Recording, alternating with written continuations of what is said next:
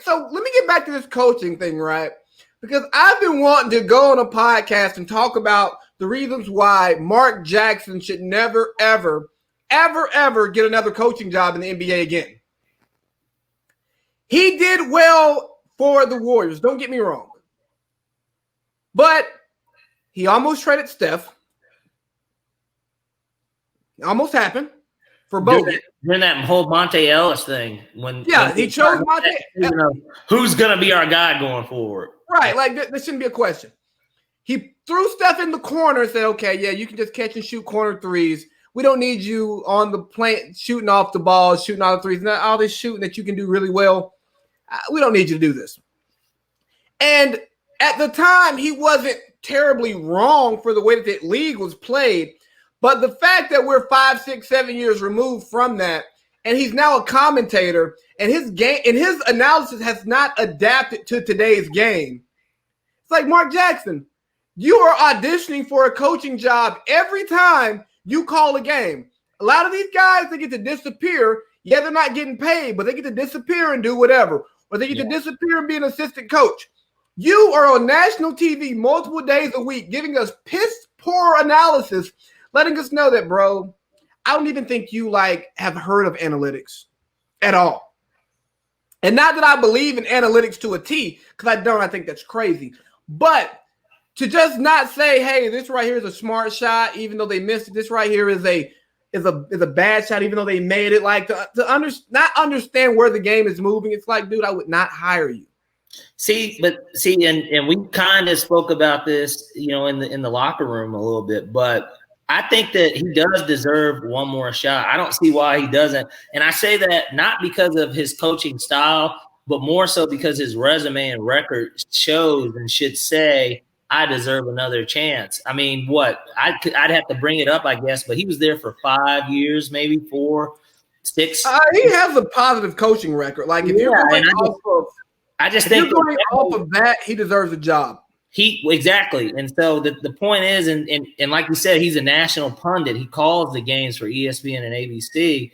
So it's one of those things where now you see him almost every week. And why is it that he wouldn't get another chance with the record that he does have, the resume, and instead of giving Randy Whitman, you know what I mean? These guys, these retreads in the league, constantly getting jobs, basically, white or black too, I don't think he wants a job because he gets paid really well by ESPN and ABC to do that job.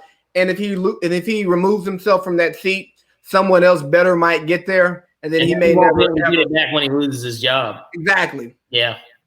Because he and Van Gundy are the absolute worst. And I think they're holding on to their jobs because ESPN barely cares about good commentary on their game just because they have the rights to everything.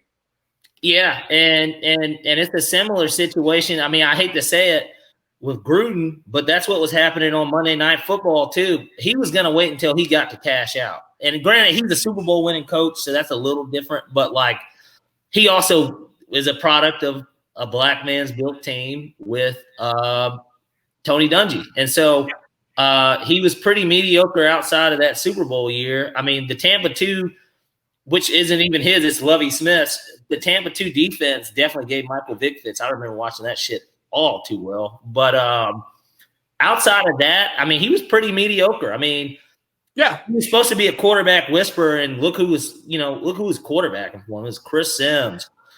On his last leg, Jeff Garcia. I mean, these were the guys. And Sean, he had terrible quarterback play, and look at what Carr's doing. Carr played his best under Jack Del Rio.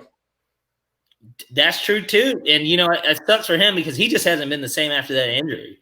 That year they were really good, and he did look good, but they, I think that this year for sure he's got to do something new. And granted, the pandemic is going to buy a lot of people time, I think, except Dan Quinn. And we'll get into the Falcons a little bit later. But I think that, he's got to get ready to put up or shut up. Is this year 3? It's year 3, right? For Gruden, yeah. Year 3. Gruden's fine, though. He got $100 million. So, if you fire him, you still got to pay him. Yeah, I know, and that's why he left that seat. But that, which was my point, even with Mark and Jeff Van Gundy, those guys are gonna wait until they get the cash in, and if they ever do even get a head coaching offer, they're gonna wait to cash in.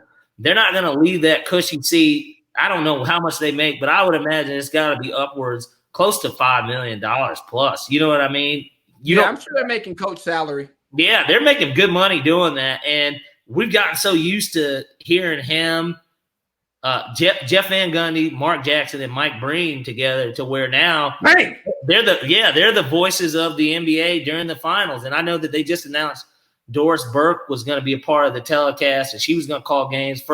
First time in history that we're going to have a woman in the Western, Eastern, or I guess whatever. I guess they're still switching between the networks. I know the East and West used to be TNT and then ESPN, but definitely the finals we know is going to be on ABC. And so it'll be the first time that they've ever had a woman doing that. And so, these guys, they've got only but so much time that they can continue to do this stuff before they get pushed out just because of something like that. But they're still going to wait on that cushy job before they Absolutely. just